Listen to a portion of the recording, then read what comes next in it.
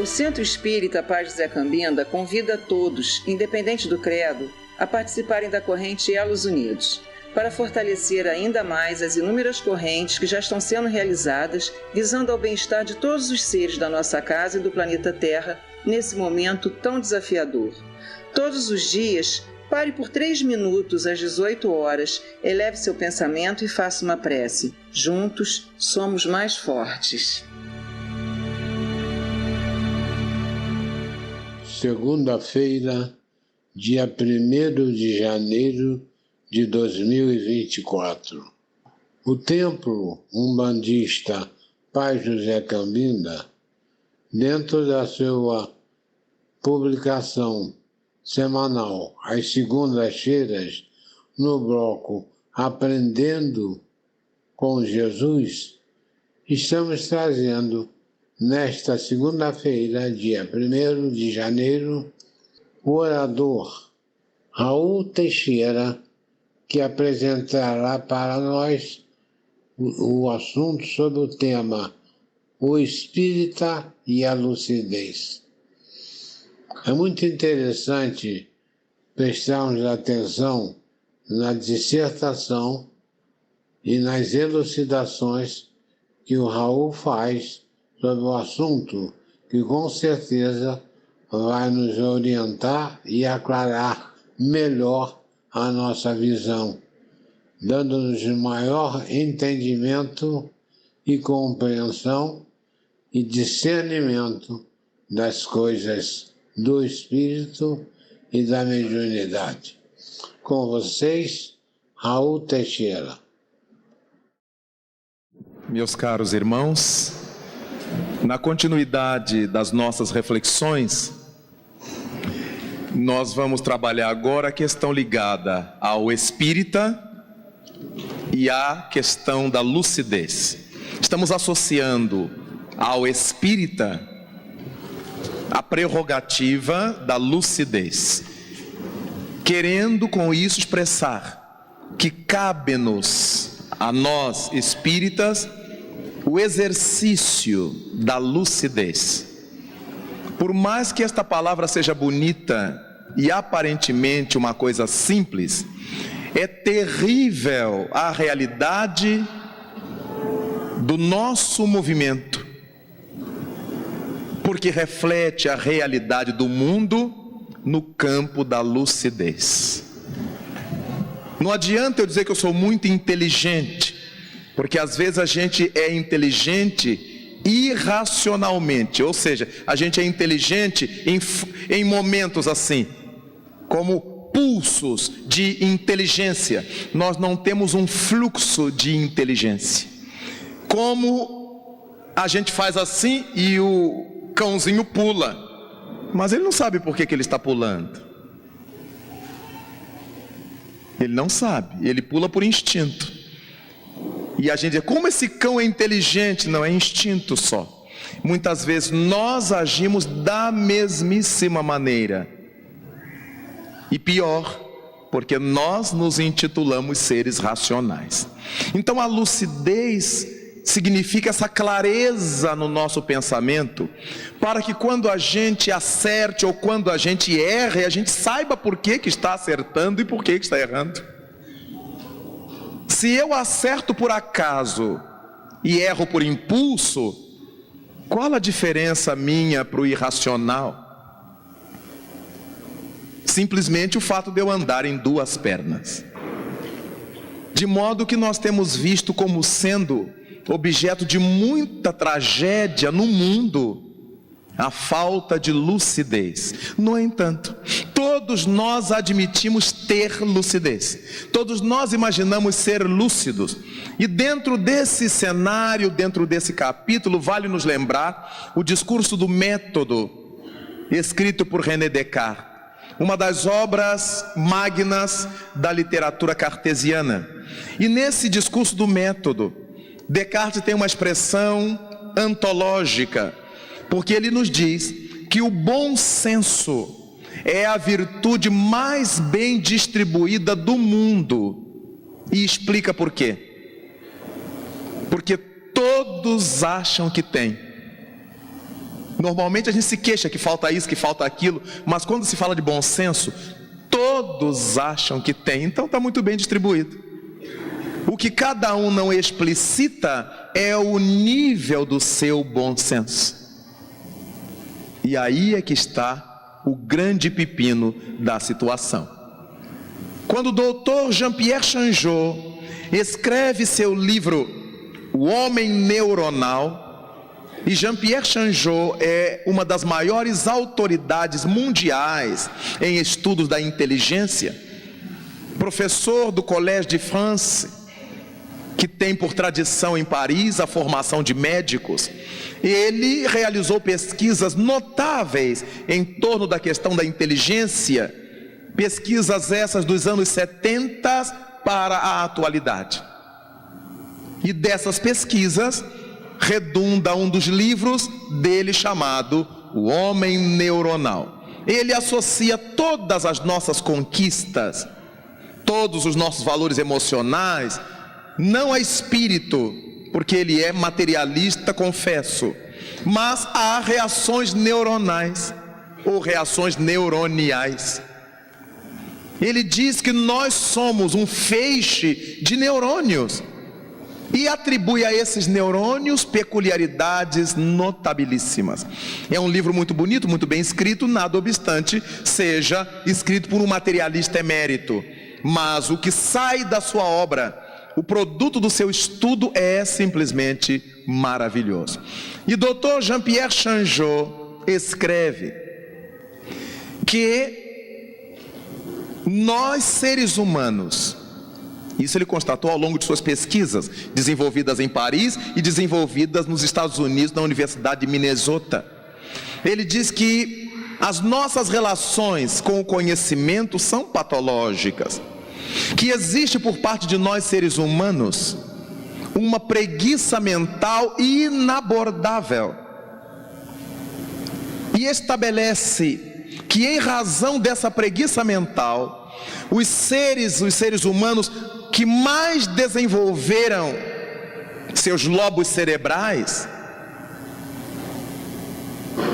os homens mais inteligentes do mundo, entre eles Albert Einstein, conseguiram chegar à casa do uso de 10% de sua capacidade cerebral. E a massa da humanidade está lá embaixo, entre 0,5, 3,5 de utilização da massa encefálica. Fácil entender, porque a gente diz uma palavra e o outro declara guerra por causa da palavra que eu disse e ele entendeu de outra forma. Está claro. E nós nos mantemos nesse patamar terrivelmente ruim por preguiça mental. Ele chega a concluir que não é a fome, que muita gente diz, se a criança não comer, não desenvolve. Ele estabelece por suas pesquisas que não é a fome, é a preguiça mental. E levanta caso de pessoas que vieram de famílias miseráveis, com fome, e se tornaram intelectuais, e outros que saíram de famílias poderosas, que comiam o que queriam, e que são débeis, incapazes, conscientemente incapazes por preguiça mental. Quando nós verificamos essa realidade apresentada por um cientista, verificamos que ele tem razão, porque é isso que a gente vê à nossa volta, é isso que a gente vê acontecer conosco, em que as pessoas da nossa sociedade avaliam sobre a dificuldade de um livro pela sua espessura, não é pelo conteúdo, não chegam a ler. Esse livro é muito difícil, é muito grosso. Ele é difícil porque ele é grosso. Aí a gente fica lendo os fascículos de enciclopédia que saem nas bancas, caras, chiques e famosos, porque não nos dá trabalho, são só figuras e legendas, e a gente sabe da fofoca generalizada. Vejamos a que nível chegou. Os jornaleiros com os quais eu converso em vários lugares do Brasil, eles dizem que quantas revistas caras eles puserem na banca, quantas vendem. Agora a gente passa na banca, estão plastificados e empoeirados os livros dos filósofos, os gênios do pensamento. Ninguém compra. O que é isso, minha gente? Estamos no famoso e esperado terceiro milênio, e a idiotia ganha terreno no meio de tantos livros. E porque o mundo está assim, pelo menos no Ocidente, no nosso movimento nós temos uma parcela desse mundo que está assim. E o que nós encontramos no movimento espírita, de pessoas que abominam ler, que detestam estudar, mas querem receber espírito, fungam doidamente, né? Porque eles acham que o espírito está no nariz, né? Porque eu não sei como fungam tanto. E agora o indivíduo escreveu uma palavra na mediunidade e o dirigente da sessão, vamos publicar, que lindo, porque ele também é outrozinho de cabeça de avestruz.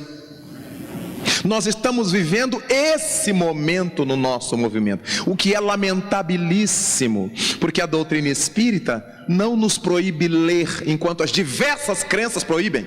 Só se pode ler a Bíblia, e a sabedoria de um livro só. E a doutrina espírita nos abre, não nos proíbe ler Bíblia, ler livros do Espírito, a codificação. Só de Chico Xavier são 440 livros, só de Chico. De Divaldo são 172. Para não falar dos outros. Só de livros mediúnicos. Sem nos reportarmos aos volumes de Kardec, aos clássicos da doutrina. Leon Denis, Camille Flammarion, Ernest Bodson, Gabriel Delanne e outros vários, sobre todos os assuntos, ciência, filosofia, doutrina religiosa, temos de tudo. E eu fui medindo ao longo dos anos o conhecimento dos confrades a respeito das obras clássicas. Quando eu comecei na doutrina, isso há 34 anos, a gente da mocidade espírita, quando discutia espiritismo, era Kardec, em cima de Denis, em cima de Botsano, de Delanne. Eu não sei quantas vezes eu li A Crise da Morte para fazer estudos. Aí o tempo foi passando e eu continuei a fazer trabalhos em juventudes espíritas, em grupos espíritas. E quando eu me referia a esses autores, colaboradores de Kardec, as pessoas se entreolhavam como se perguntassem: quem é? De quem se trata? E as livrarias espíritas começaram a dizer: a gente não vende esses livros, a gente devolve a distribuidora, a editora, que a gente não vê, ninguém compra esse livro. E aí a gente vai vendo como o nível de conhecimento espírita foi diminuindo. Os espíritas foram preferindo a ler livros de mensagem, aberto ao acaso, que não tem compromisso nenhum com nada. E aí, paralelamente, foi nos faltando o quê? Lucidez doutrinária.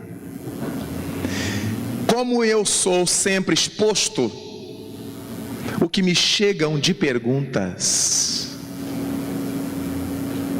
eu não choro porque eu tenho vergonha de chorar na frente dos outros. Eu falava sobre perispírito numa cidade que fui, e levantei a questão elementar do Livro dos Espíritos, que afirma que quando um espírito reencarna em outro mundo, quando ele muda de mundo, automaticamente, por questões magnéticas, muda-se-lhe o perispírito. E me chegou uma pergunta. Era um encontro de dirigentes, pasmem. Professor Raul, diante do que o senhor falou, como fica o perispírito dos astronautas? Aí começou a doer minha barriga. Eu falei, quando o espírito reencarna em outros mundos, e a lucidez do companheiro, me perguntou como é que ficaria o perispírito dos astronautas, como se os astronautas reencarnassem em outros mundos, dentro da cápsula espacial. Aí eu disse, ele troca na cápsula de perispírito e veste outro.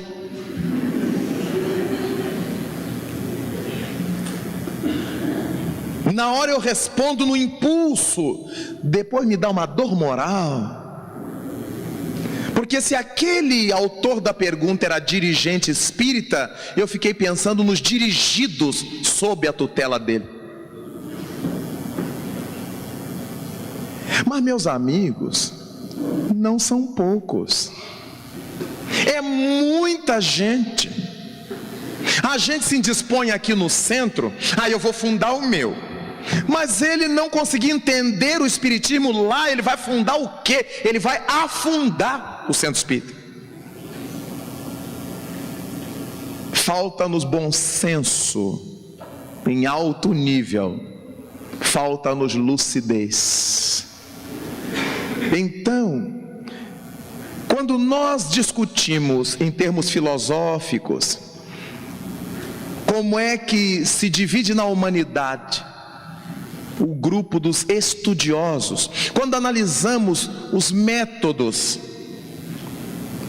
de uma criatura que recebe um conhecimento, nós distribuímos os aprendizes em dois grupos. Toda pessoa que recebe um conhecimento ou que adquire um conhecimento, ela se comportará de duas únicas maneiras. E nós chamaremos a esses métodos, o primeiro deles de método dogmático. Dogmático no sentido teológico. E ao outro nós chamaremos de método heurístico. Em que consiste o método dogmático depois que a gente aprende uma coisa? São métodos quanto à forma de receber um conhecimento. Reações do estudante diante de um conhecimento. Quando é que ele tem um conhecimento dogmático? Quando ele lê um livro, lê uma obra qualquer, ou ouve uma palestra, e ele sai com aquilo na cabeça como se aquilo fosse o tudo. Ele já sabe tudo. Ali naquele livro está a verdade absoluta. Naquela palestra que ele ouviu está a verdade absoluta. Ele não tem flexibilidade para admitir que todo livro trata, discute, apresenta a ideia de um autor que o escreveu. E da mesma forma que um autor concebe as coisas de uma forma, um outro autor conceberá aquela mesma coisa de outra forma, sem que um seja inimigo do outro, apenas mostrando ângulos de visão diferentes. O dogmático, o aprendiz dogmático, não se interessa em saber se há outras ideias a respeito daquele mesmo tema, se alguém aprofundou aquele mesmo tema, se ele tem condições de aprofundar esse tema. Então ele toma as lições que aprende como a palavra de Deus, intocável, como se a palavra de Deus tivesse que ser intocável. Deve ser tocável até para a gente se acostumar com ela. Então, a postura de muitos de nós tem sido dogmática. As pessoas já não dizem, a doutrina espírita explica, diz assim, e o Divaldo falou? Não, Raul falou, Chico falou. Critério da autoridade que o Maurício estudou hoje. Mas qual é o problema? A gente pode se equivocar ao emitir uma ideia. Ou a gente pode emitir uma ideia sem que ela esteja completa na nossa emissão. Ou a gente pode emitir uma ideia segundo determinada vertente, determinada interpretação. Então a criatura que estuda cabe refletir. sobre o que está estudando. Quando a gente está lendo um livro, nós estamos estabelecendo um diálogo com o autor do livro. A gente discute com o autor do livro. Quando eu digo a gente discute, não é a gente discorda, a gente discute, a gente propõe perguntas ao autor do livro. A minha cabeça está trabalhando. E desse modo, nós nos tornamos heurísticos. A postura heurística, por parte de quem estuda, é a postura de quem quer sempre saber um pouco mais. Os conhecimentos não se esgotaram naquele livro. Os conhecimentos não se esgotaram naquela palestra. Os conhecimentos não se esgotaram naquela dinâmica de grupo. Então, o termo heurístico, que vem de heurística, nasceu do verbo grego euriskain. Euriskain é um verbinho sem vergonha, mas muito importante.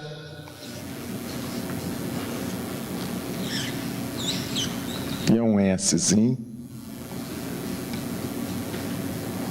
E esse euriskain é que deu origem àquele eureka. Quem é que disse isso, hein? Eureka! Hein?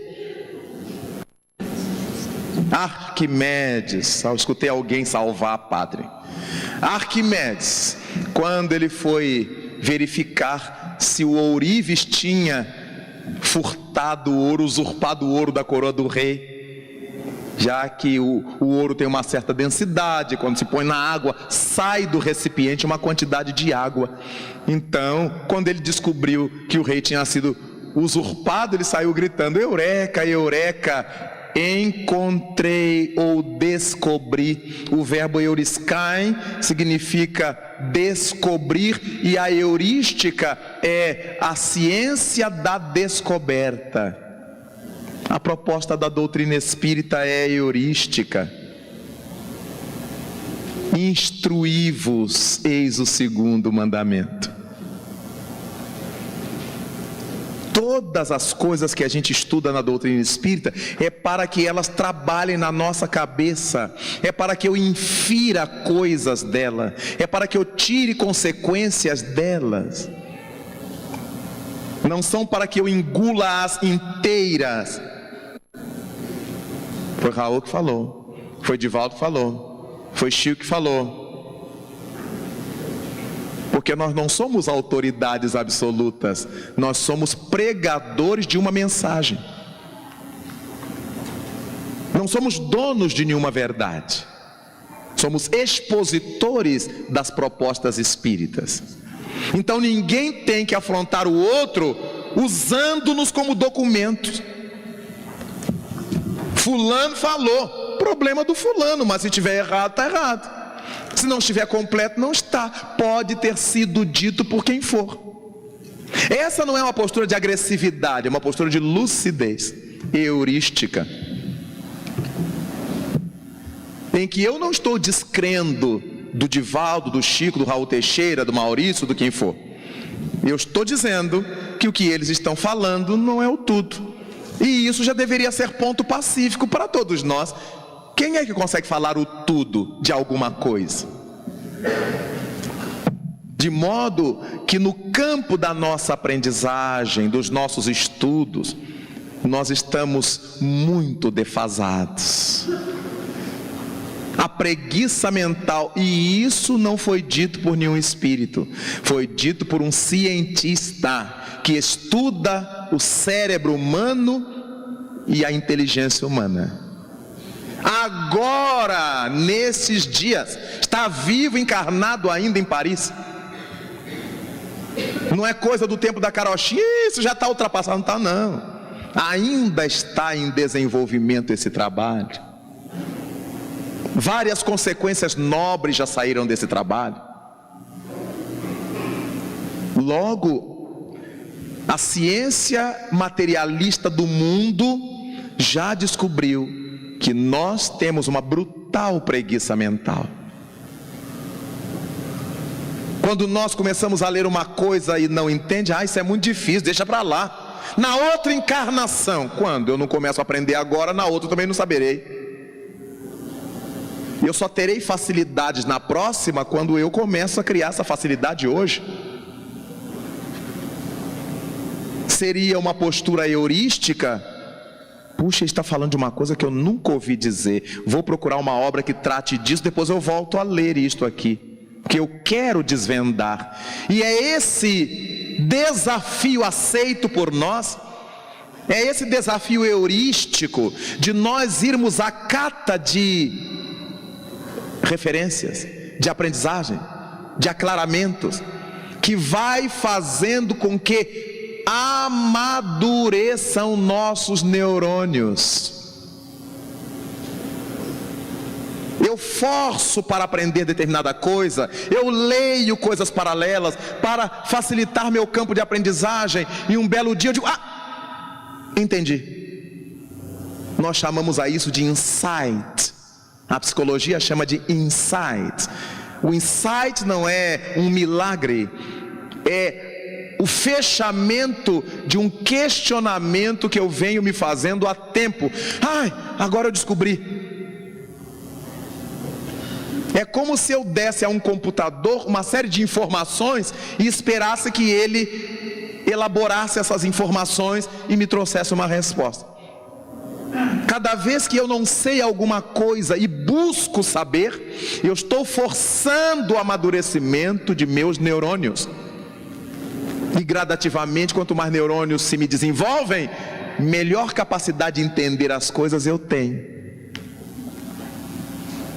Às vezes a gente está falando uma coisa óbvia para nós, para alguém, e a pessoa aperta o senho como se ela não estivesse entendendo nada. Ela aperta o senho, aperta os olhos. Aí a gente já entende, já vai diminuindo a intensidade da informação, porque ela não tem bytes, usando a linguagem de informática. Ela não tem elementos de aprendizagem, não tem ainda neurônios disponíveis, trabalhados. Todos os disponíveis estão indisponibilizados. Porque nós nunca pensamos em coisas que nos façam crescer.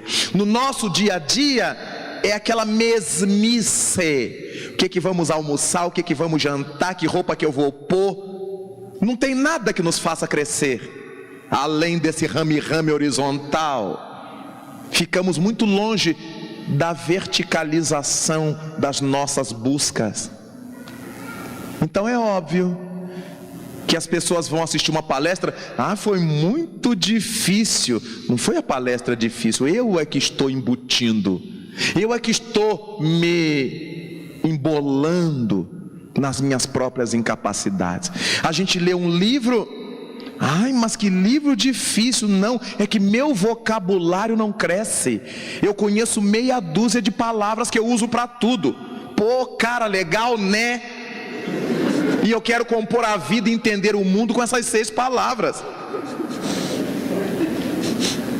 Não se vendem dicionários. Os livreiros ficam loucos, porque as pessoas imaginam que dicionário, quando são comprados, são para enfeitar estante de compra por metro. Eu tenho uma estante lá em casa de 50 centímetros, vou comprar uns 10 dicionários assim, para cobrir a estante, não para entrar no juízo.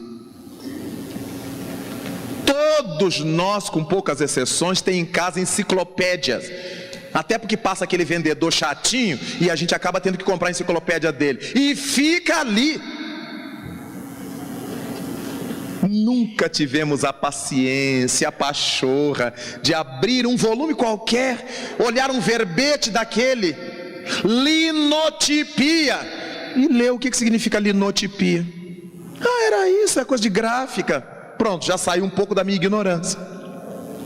E junto àquele verbete vem um monte de explicações sobre Johnny Gutenberg, tipo móvel, não sei mais o que. Olha quanta coisa eu aprendo lendo um verbete.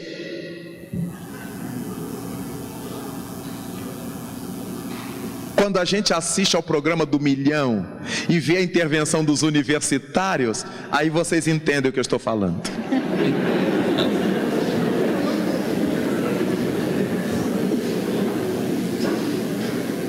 Teve um dia que eu cheguei a casa e liguei, e tinha um pobre coitado de um homem, tinha lá na lista, na pergunta do Silvio Santos, o que significa soar? Aí vi um monte de alternativas, e vinham assim: emitir som. Aí o sujeito olhou,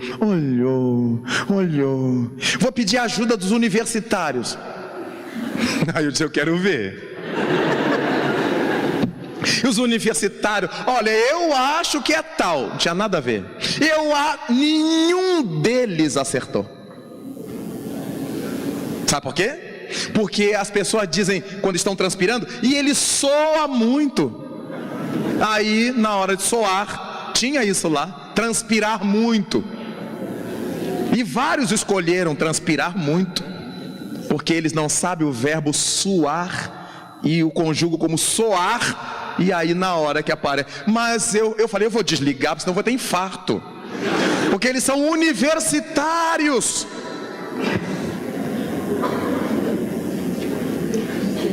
Aí os senhores veem que eu não estou inventando. Os alunos chegam na academia e a gente diz assim: meu Deus, o que é isto? O que está acontecendo? Não está acontecendo, está caindo o nível. Aí eu digo aos meus alunos, quando eu estiver falando e disser uma palavra que vocês não entendam, me perguntem, me interceptem.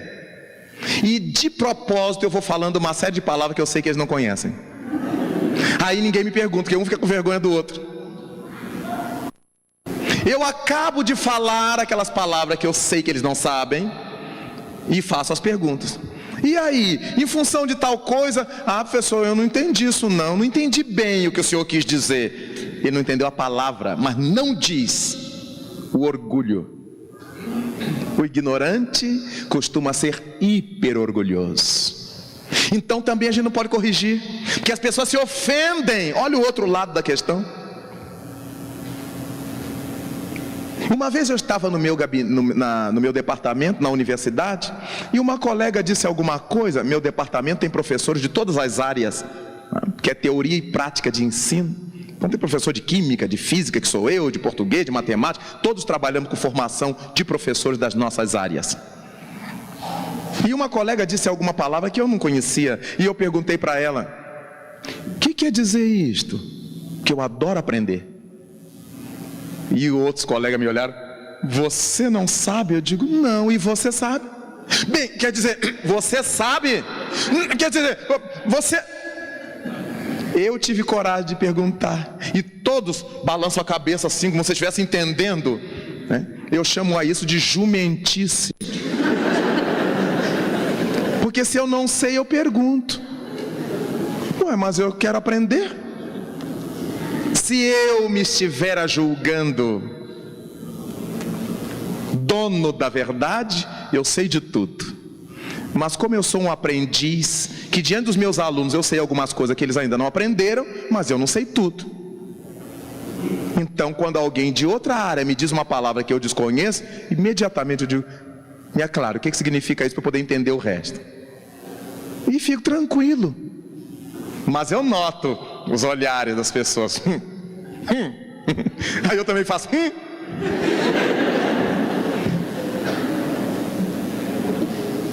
Recebo convites de formatura universitária e vou corrigindo os erros do convite. Erros de português num convite de formatura de classes universitárias. Impraticável. Aí o que o orgulho diz-nos? Se é um matemático que comete uma enormidade, eu não sou professor de português, eu sou matemático, mas a língua do nosso país é português. Temos o dever de sabê-la para nos comunicar. Não preciso ser professor de nada, eu preciso saber falar. Eu não sou professor de português. E quando o professor de português dá suas mancadas? É terrível a gente conversar com professores snobs, porque a nível de Brasil, quando eles falam a nível de, aí os gurgumilhos sobem assim, porque não existe no Brasil essa expressão a nível de. Em Portugal existe, na Espanha existe, no Brasil, no português do Brasil não. É ao nível de alguma coisa ou em nível de alguma coisa. Ouçamos os ministros falando a nível de economia, a nível. Você não pode quebrar a televisão que ainda tem prejuízo.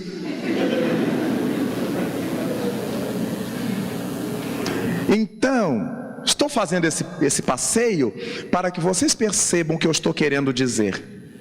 Está generalizada a ignorância. E gradativamente, nós vamos vendo no nosso movimento que também as pessoas não gostam de aprender.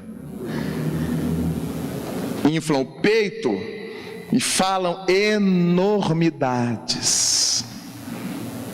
Agora está na moda cientistas no movimento espírita. Pessoas que se arvoram em cientistas e nunca abriram um livro de ciências.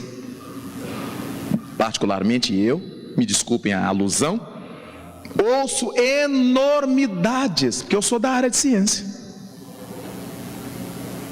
Há criaturas que dizem cada horror. E o movimento espírita, palestra científica. Gostou, Raul? Eu digo, reticências. Porque eu sei que se eu disser minha versão, as pessoas não vão gostar. E elas gostam dessa mentira dourada. E as coisas científicas são simples. Mas o povo gosta de coisa empolada. Imaginemos, quando o Espiritismo diz que quando a gente desencarna, Deus nos dá outro corpo através de uma nova gestação da mãe. Eu estou fora do corpo e surge um outro corpo para mim. Eu me ligo a um novo corpo, renasço, estou reencarnado. Isso é um absurdo. Reencarnação é um absurdo. O que existe é ressurreição. Agora vamos entender a ressurreição. Eu desencarno, meu corpo vai sepultado, no quimismo da terra ele se desfaz. As moléculas das substâncias que compunham o meu corpo são assimiladas por vegetais que crescem, por animais que dele se alimentam, animais cá de cima da terra que comem aquele vegetal, seres humanos que comem aquele animal que comeu aquele vegetal que levava minhas células. E aí no dia do juízo final, quando Deus quiser me devolver aquele corpo, Ele terá que desmontar dezenas de outros corpos onde estão minhas matérias. Tem que despencar aquele sujeito que comeu aquele bicho, que comeu aquela planta, que tinha as células que pertenceram ao meu corpo, senão eu não tenho meu corpo formado. É muito mais complicado. Mas as pessoas adoram a ressurreição, porque não entendem. O que a gente não entende é maravilhoso, porque aí não tem trabalho. Eu não entendo mesmo. Que lindo, não foi? Que lindo. Você entendeu? Não entendi nada, mas foi lindo. É uma característica do dogmático, do aprendiz dogmático. Ele já sabe tudo. Aquilo que ele escutou é a verdade suprema. Enquanto o heurístico está sempre perguntando: e se não fosse assim? E se fosse de outro jeito? Nós percebemos na escola primária, fundamental hoje, quando a professora pergunta a tabuada ao aluninho: 4 vezes 2, aí o aluno 8, 3 vezes 2, na ponta da língua. Isso é que é menino inteligente. Aí ela pergunta para o outro: Zequinha, 4 vezes 2, aí o Zequinha vai contar no dedo. Ela dá de reguada no Zequinha. Você é burro, menino. É o único que sabe. É o que conta no dedo. Ele sabe o que está fazendo. O outro pode ter decorado. Se o menino, eu pergunto, quanto é 4 vezes 2? E ele conta nos dedos, ele está me mostrando que ele está entendendo o que vai me responder. Mas as professoras detestam. Elas querem o show. 354, 454, ai que maravilha, eu vou levar você no programa do 1.000.000. É a idiotia alimentando outra idiotia, é o pacto da mediocridade social. Eu finjo que sei, você finge que aceita que eu sei, e por trás de mim você diz, sujeito burro. O pacto da mediocridade é o que a gente está vivendo hoje no movimento nós. A gente abre um livro espírita, ele está eivado de incoerências linguísticas, de incoerências doutrinárias. Quem lê aquilo dogmaticamente assimilou incoerências linguísticas e doutrinárias. O que há de livro espírita e de orador espírita falando reencarne e desencarne é um açougue geral. Esta palavra não existe nem na doutrina espírita, nem nos dicionários. Desencarne, reencarne. Mas o povo fala com uma boca deste tamanho. O que Kardec escreveu foi desencarnação e reencarnação. A ação de reentrar na carne, a ação de sair da carne. Desencarnação. Mas a gente cansa de falar isso. Eu já falei trocentas vezes, quando a pessoa vem conversar comigo, Raul, então, de acordo com o que você falou, o desencarne, eu digo, louvado seja Deus. Eu tomo maracujina para aguentar, porque não entrou nada. Eu acabei de dizer que não existe desencarne e reencarne. Aí a pessoa vem falar comigo, desencarne e reencarne. Eu digo, tá, que bom, que ótimo. E depois o Raul falou. E eu tenho consciência de que eu não falei, que eu não uso essas expressões que não existem na doutrina. De modo que isso tudo que eu estou falando vocês sabem. Eu não estou inventando coisas. Agora, o importante não é que a gente saiba disso, é o que a gente está fazendo para mudar isso. O que eu estou fazendo para criar mentalidades heurísticas em mim e nos companheiros? Claro que isso aqui é um trabalho altamente individual, a pessoa que quer. Mas como a gente incentiva tantas coisas, por que não incentiva isso também? Ler, indagar, questionar. Na nossa casa espírita, os orientadores do grupo de jovens perceberam num período que os jovens estavam lendo muito pouco os livros espíritas. Todos estudam, todos trabalham, mas os livros espíritas estavam ficando de lado. E se a gente acha tempo para tudo, tem que achar um tempinho para os livros espíritas, porque nos nutre a alma.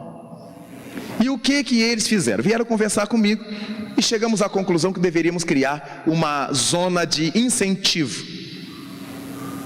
E aí, sem chamar ninguém de tolo, sem dizer que a turma é preguiçosa, sem nada dessa motivação negativa, eles resolveram fazer um trabalho novo no grupo de jovens. Uma leitura de um livro por mês. Apresentaram uma lista de livros, entre romances e não romances, e pediram ao jovem que escolhesse quais daqueles livros gostariam de ler ao longo do ano. Tinha que ser um livro por mês. Então, de março até dezembro, eles teriam aí 9 livros para ler. E eles escolheram. Com o trabalho de que cada livro lido pelo grupo, uma equipe da mocidade previamente estabelecida, determinada, iria fazer o estudo desse livro para os colegas.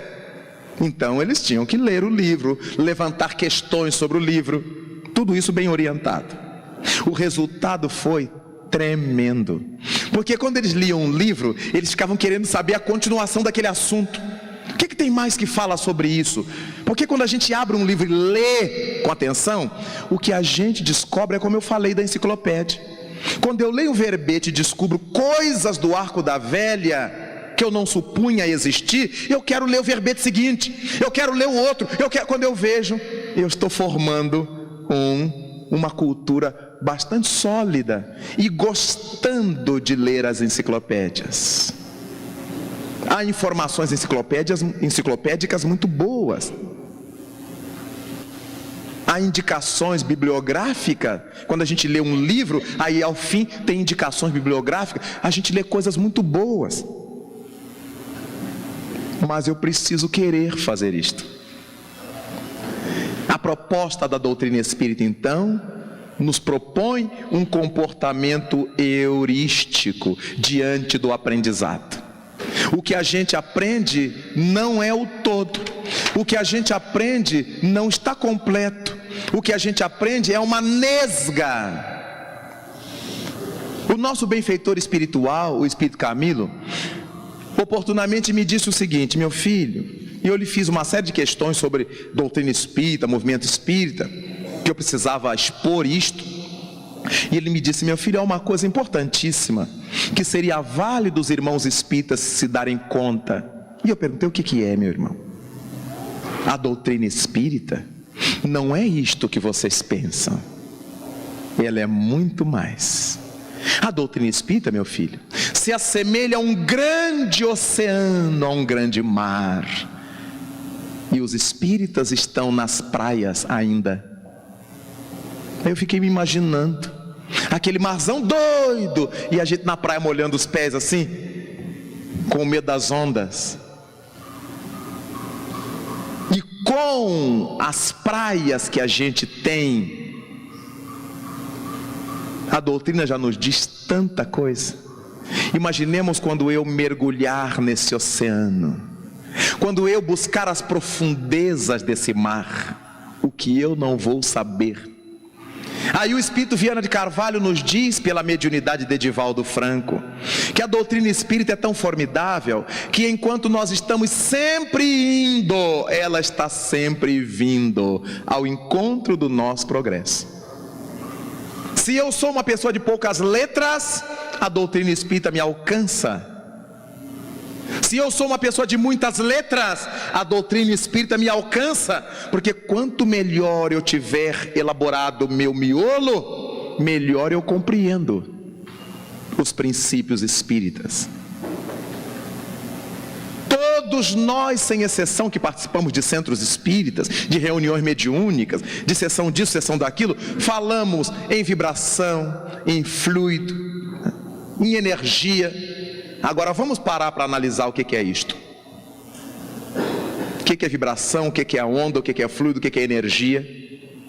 São estudos de física, de fisicoquímica, de psicologia.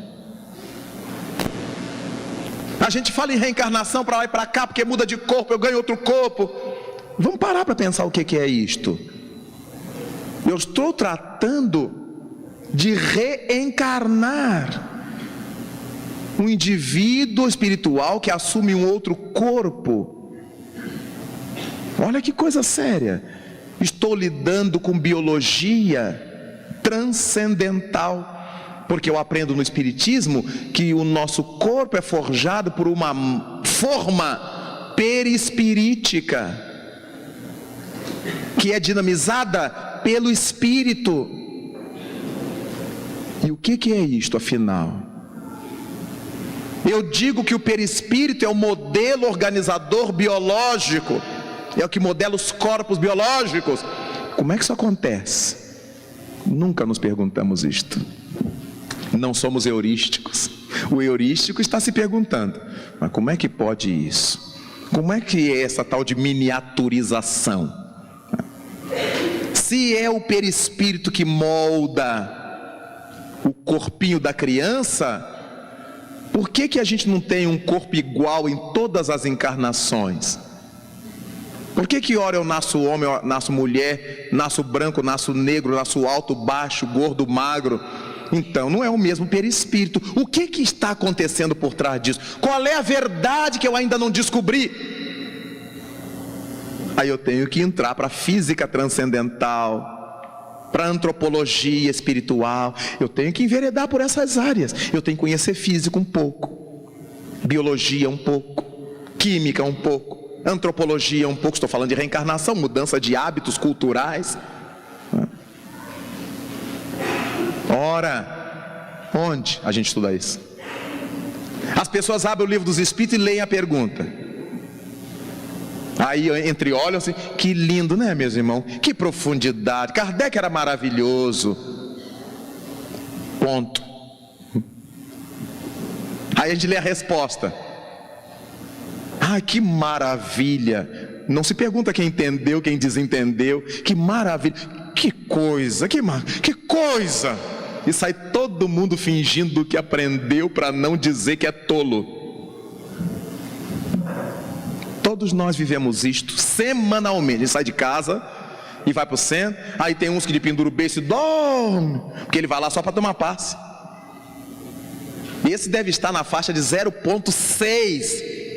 Porque sair de casa para ir tomar passe no centro, sem querer aproveitar o que tem de melhor ali.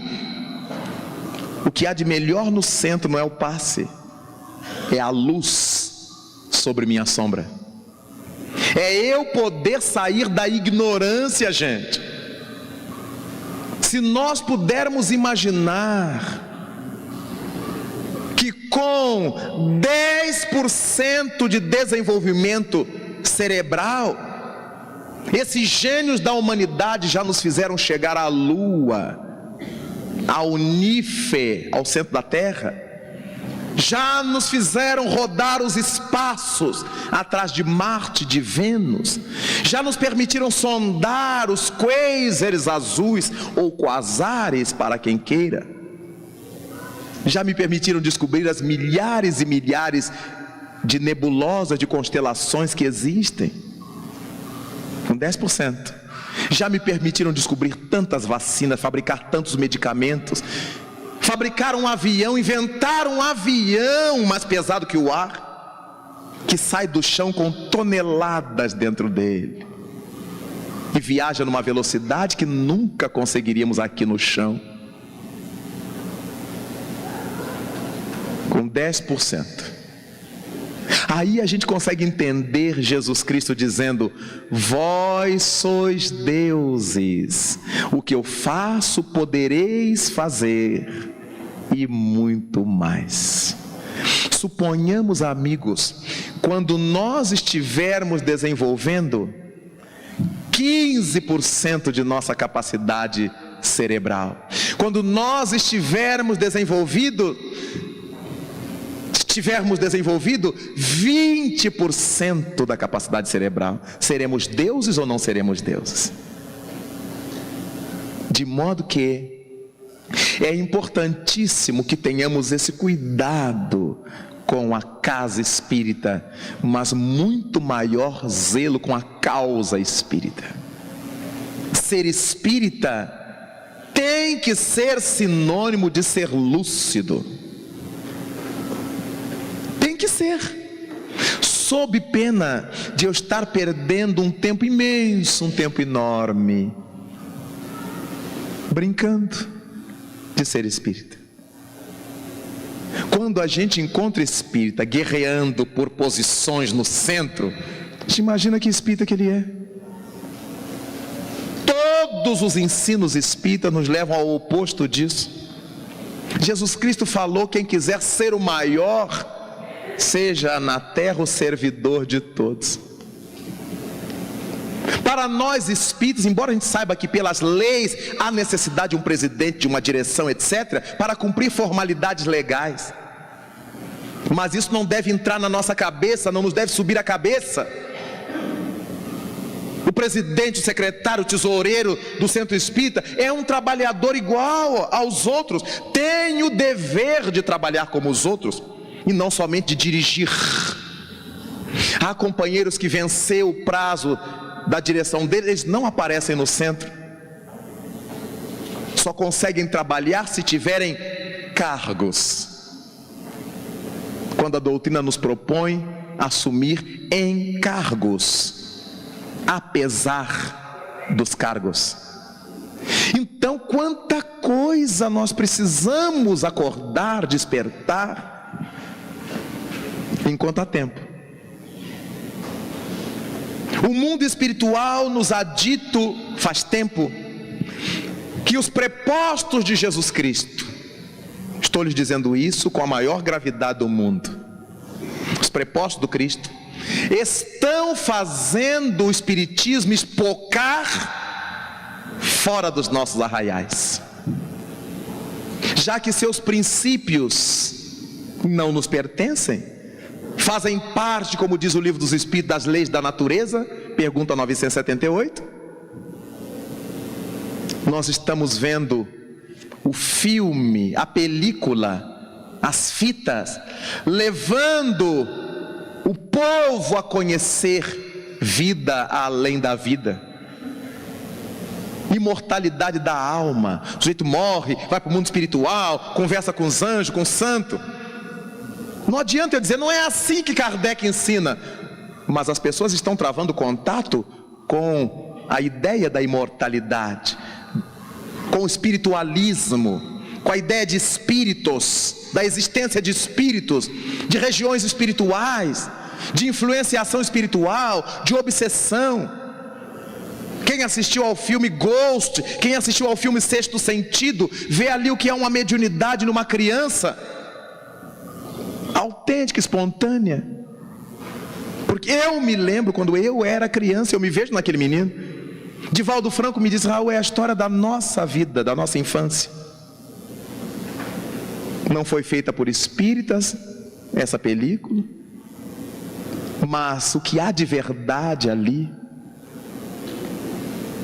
Os estudiosos da reencarnação que não são espíritas, Dr. Ian Stevenson, Dr. Moody Jr., autoridades científicas, escrevendo sem se esconder e usando esse nome, mediunidade, no inglês mediumship, ou channeling para alguns, reincarnation, do Dr. Ian Stevenson, Raменdranath Banerjee, que escreveu sobre reencarnação. Eu não sei que nome se deve dar a isso, mas que essas pessoas viveram antes, eu tenho que garantir.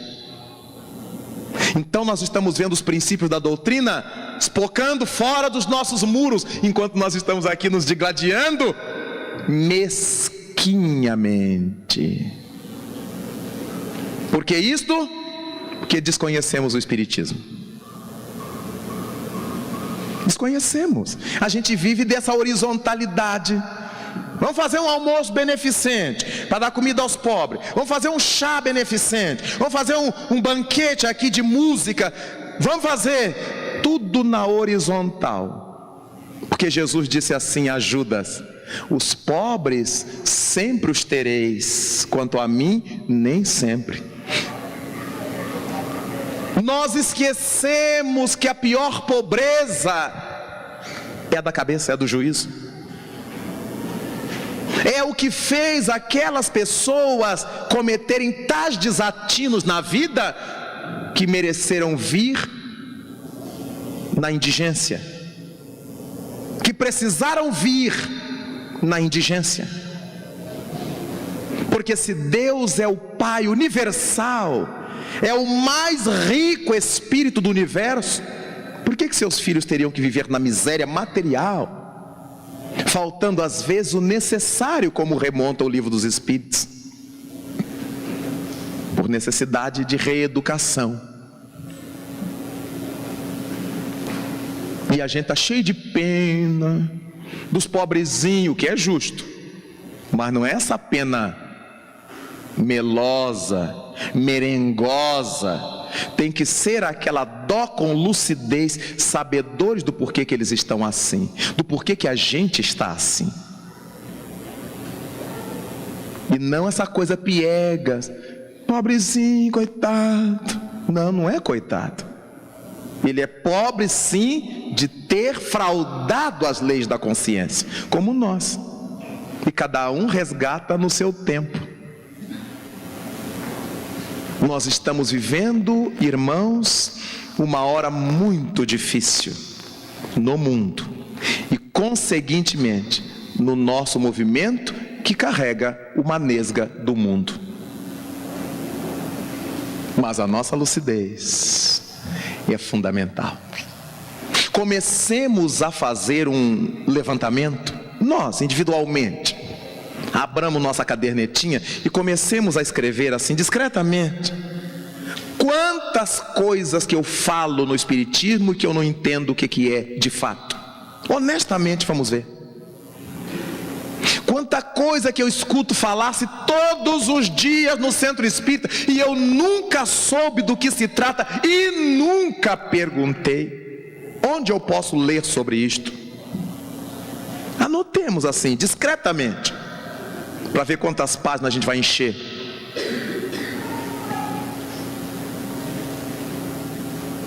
Eu hoje quero tomar um passe. E eu sei o que é isto? Eu sei o que é passe. Para eu ter tanta confiança nisso, eu sei o que é.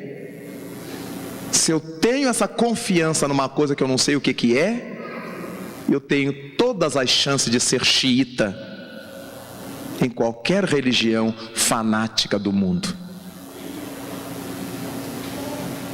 E eu tenho, porque se eu sou capaz de crer numa coisa que eu não compreendo, eu não sou bom da cabeça. Amanhã chega um pastor dizendo que eu estou com demônio, e eu digo, aí eu vou para lá, me salvei do demônio, porque aí lá também, aí chega um maometano e diz, você sabe que aí você está com demônio?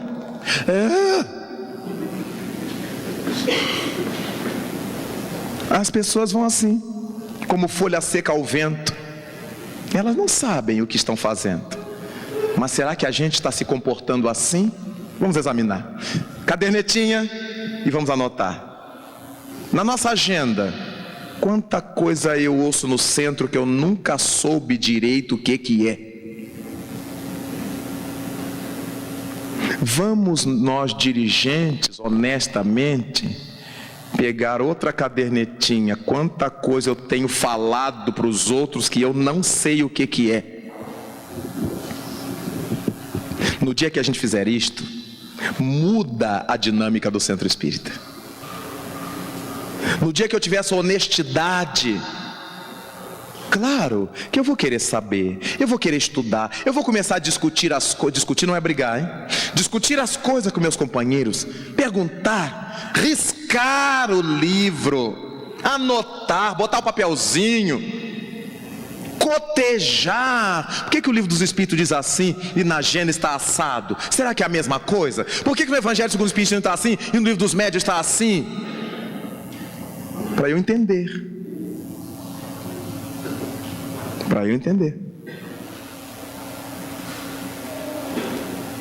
Então, meus irmãos, o que mais nós precisamos para buscar essa fidelidade espírita? Conhecer seus princípios, que vimos hoje à tarde. Captar suas metas. Viemos falar claro, como lembrou Maurício, para que ninguém possa pretextar ignorância, a preocupação dos espíritos, e que possam julgar com a razão. Livro dos Espíritos, questão 627. Quantas vezes a gente já leu essa questão e nunca parou para analisá-la? Viemos falar claro,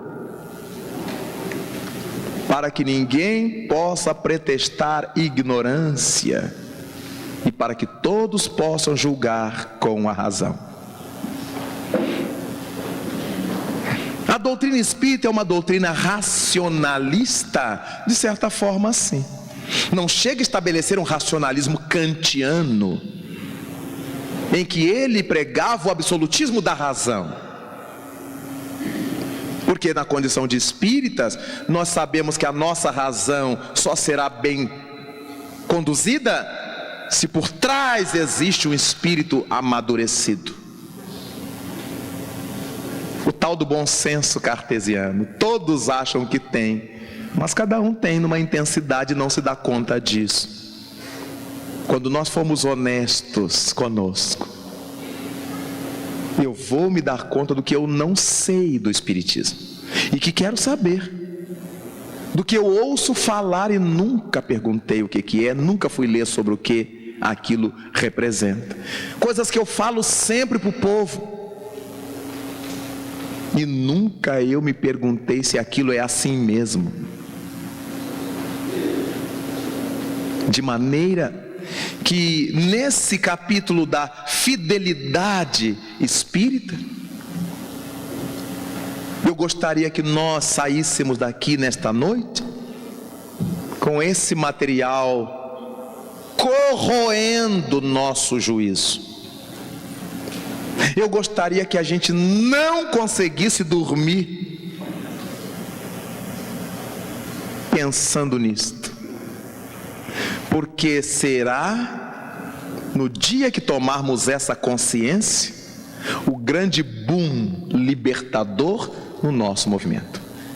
Eu não desconheço que há trabalhadores notáveis, eu não quero generalizar essa minha fala, mas ao mesmo tempo eu tenho que admitir que são ilhas de companheiros doutrinariamente bem formados. São ilhas, tem uns aqui, tem outros acolá, tem outros alhures. Não é a massa. Mas a doutrina espírita veio falar claro para a massa, para nós. Há companheiros trabalhando na doutrina com uma lucidez emocionante. Lucidez não é fanatismo, é saber onde pisa, por que pisa, o que fala, por que fala, qual é o endereço disto para a alma, qual é o objetivo disto para a alma. Ah, eu estou no estudo sistematizado, ótimo. E o que eu faço lá? Ah, eu leio aqueles textos todos, falo para os outros, e você entendeu aquele... Não entendi tudo, não é? E como é que está falando para os outros tudo? Então, ao invés de eu ficar blá blá blando o que eu ainda não entendi, vamos fazer grupo de discussão. Aí nasce a luz. Cada um dá a sua contribuição. Um discute, outro fala, não, mas não é assim. Olha, eu estou entendendo isso, olha aqui, olha essa palavra. A palavra que eu sei que o outro não sabe. Não é isso que essa palavra quer dizer, não, essa palavra não permite entender assim. Olha esse período, olha essa oração. Olha como é que Kardec diz, olha como é que o Espírito fala. Então nós vamos discutindo para eu entender a ideia. Eu só posso ser fiel, estou começando aquilo que dissemos no começo desse estudo à tarde. Eu só posso ser fiel a alguma coisa que eu conheça e que eu goste. Mas se eu começo por ser infiel a mim mesmo, como é que eu vou ser fiel à ideia espírita, à doutrina espírita, Jesus, a Kardec? Nada disso. Eu começo sendo infiel a mim quando eu sei coisas importantes para a minha vida e não as coloco na minha vida. Quando eu encontro assim, escondido pelos cantos dos eventos, um espírita desesperado por fumar o cigarro inteiro antes que chegue alguém, eu digo, mas ele está com vergonha de quem? Se ele não tem vergonha de si, é outra loucura. As pessoas me encontram na rua, na minha cidade, frequento o centro, aí esconde o cigarro, como se o problema fosse meu. Ele pode fumar a Souza Cruz inteira, depois ainda recebo ele na sessão, mas ele pensa que está nos fazendo favor, deixar de fumar, deixar de se alcoolizar, deixar de se prostituir. Não está fazendo favor. A cada um segundo suas obras, disse Jesus. Eu tinha um companheiro no centro, que eu sabia que ele era tabagista, porque os bigodes amarelos, os dentes amarelos, os dedos amarelos, as unhas amarelas, se ele não trabalhava com enxofre, não comia enxofre, era tabaco. E como eu tenho asma, o asmático sente cheiro longe. Ele chegava na porta, eu digo, chegou. Ele respirava para dentro do centro, eu captava. E às vezes eu encontrava na rua, aí dentro do centro ele me abraçava, porque ele mastigava chiclete o tempo todo. Aí me encontrava na rua e me cumprimentava assim, de longe. E eu cumprimentava ele de longe. Não queria constrangê-lo, mas eu já sabia porque ele tinha acabado de fumar o cigarrinho dele. Então ele tinha vergonha ou medo, sei lá o que, de que eu soubesse o que eu estava cansado de saber. Mas eu digo sempre aos meus amigos, por que tem que esconder dos outros? Esconder de si. Tem que mudar a si. Você está se fazendo mal, não é a mim. A gente sugere. Porque eu tive meu pai carnal e eu o vi sofrendo de enfisema pulmonar. Fumou desde os 9 anos de idade. Eu vi enchendo os pulmões de ar e não tendo os foles para expulsar o ar, e tendo a sensação de falta de ar, quando em verdade ele tinha os alvéolos cheios de ar. Não tinha mais a elasticidade para pôr o ar para fora. O desespero. Abrindo todas as janelas 3, 4 horas da manhã, e ele asfixiado. E eu que ia para o meu quarto chorar por vê-lo sofrer. Então eu sei o que é isto. Sempre que eu posso eu falo sobre isto. Não porque eu queira mandar na vida dos outros. Eu gostaria de propor um respeito maior ao próprio corpo. Mas ninguém é obrigado a seguir isto. Olha que nós ouvimos falar de Jesus no Ocidente há 2000 anos. Já pensamos o que significa 20 séculos? A gente deve ter se reencarnado pelo menos 20 vezes ou mais nesses 20 séculos. E agora é que a gente está começando a pensar em Jesus com amor. Começando, hein? Agora, 2 milênios depois, a gente experimentou de tudo.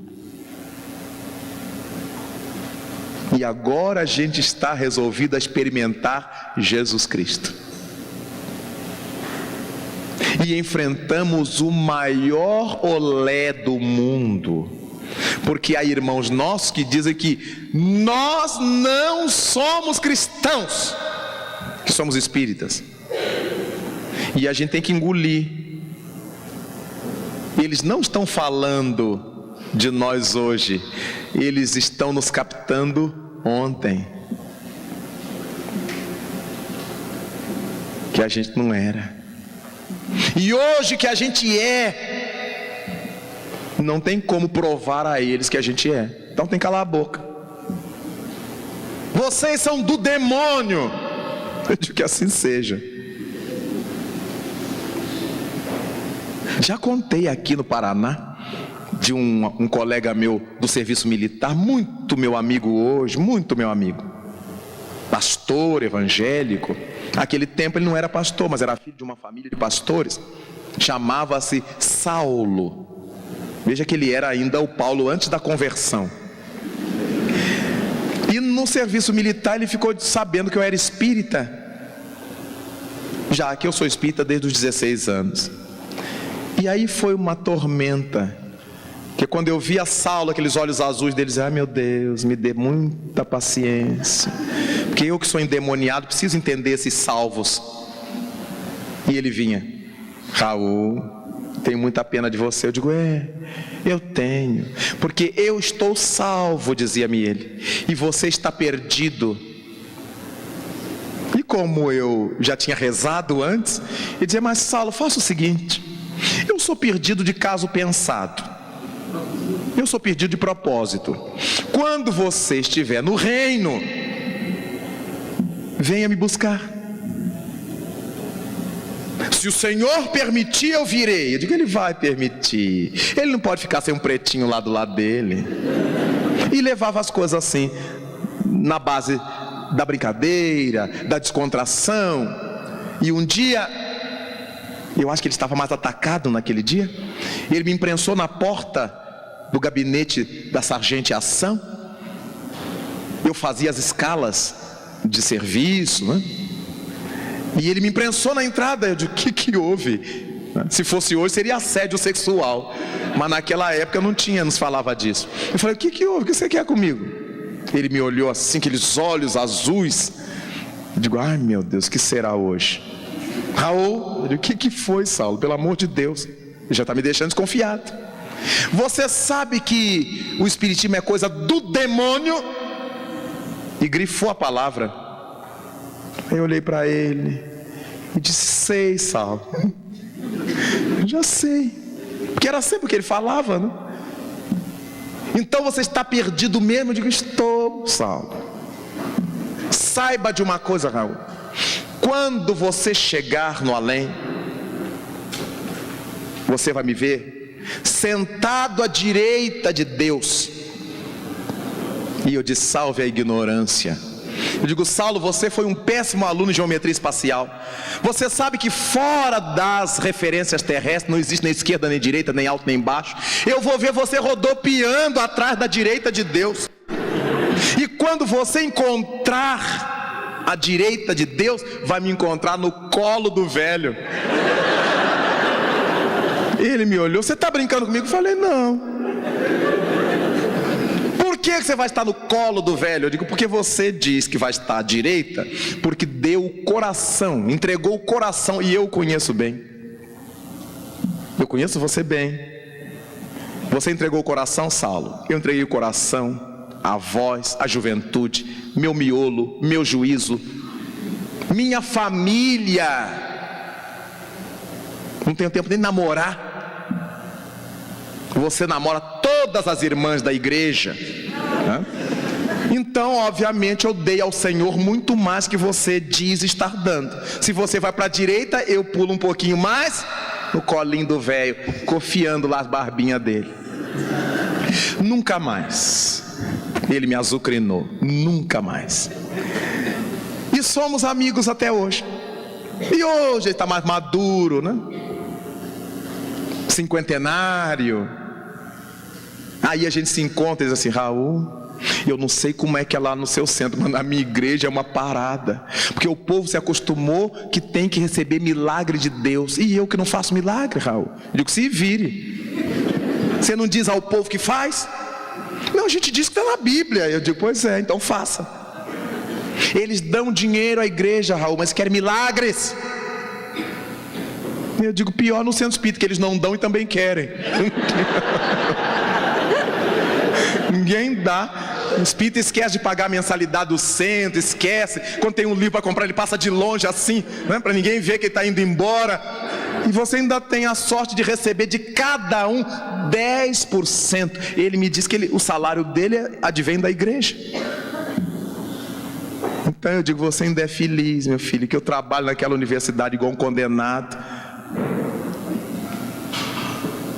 O homem não nos paga há 7 anos.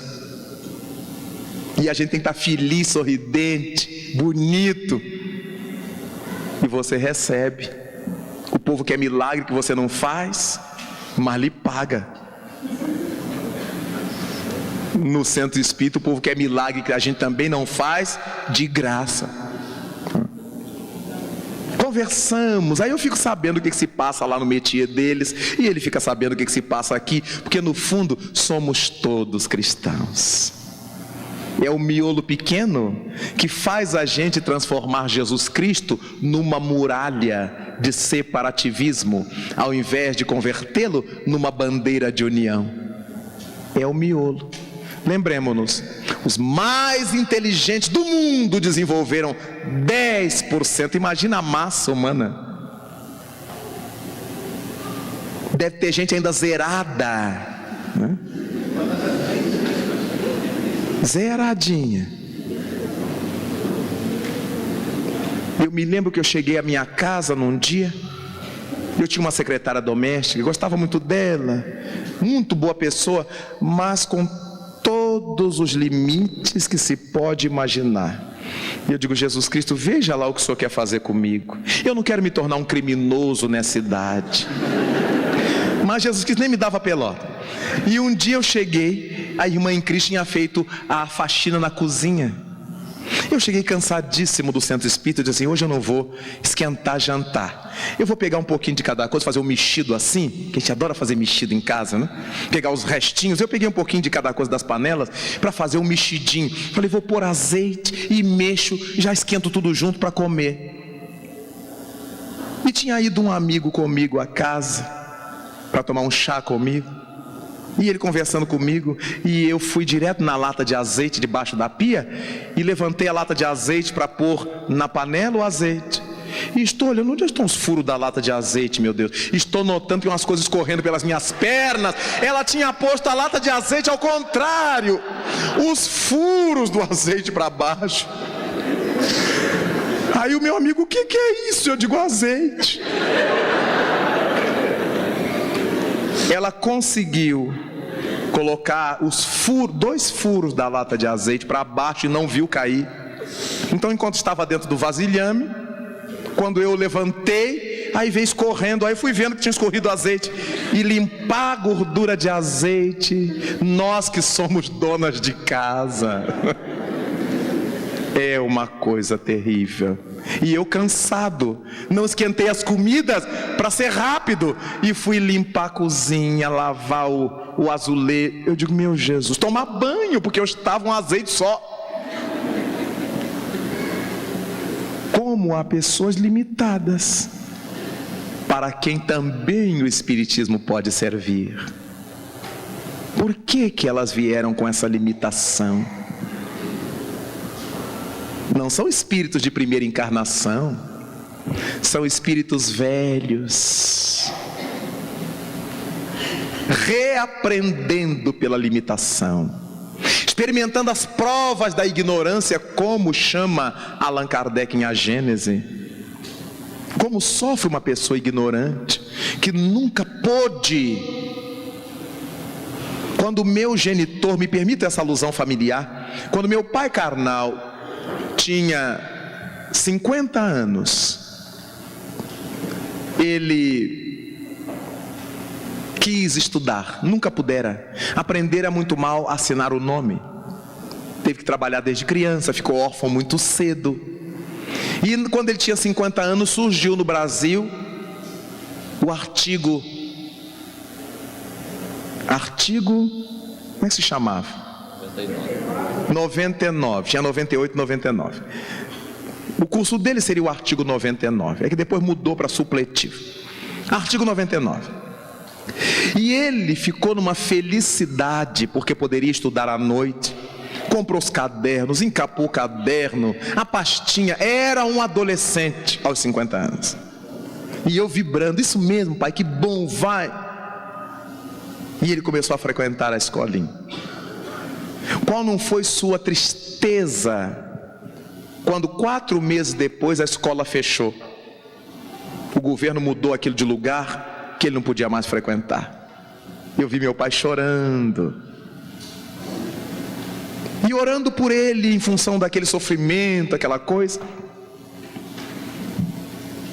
Um amigo espiritual me disse assim: meu filho, nesta encarnação, seu genitor não vai saber.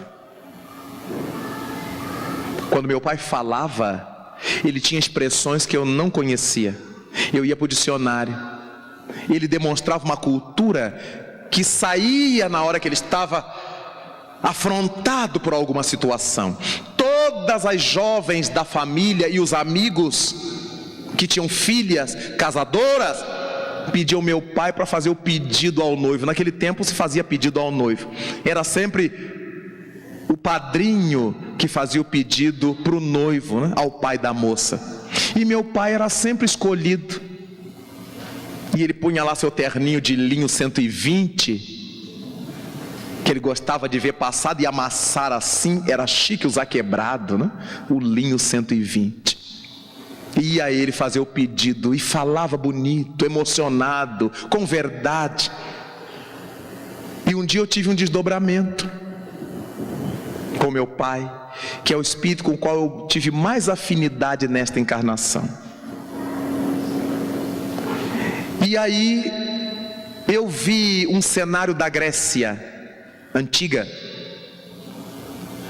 E os homens que desciam uma escadaria, que subiam uma escadaria, que desciam uma escadaria, eles subiam e desciam com uns papéis, uns papiros enrolados numa das mãos, aquelas roupas com aquelas gregas na barra, e eu via perfeitamente aquele sujeito muito magro, com uma daquelas togas, túnicas azuis, franzidas, de cinto.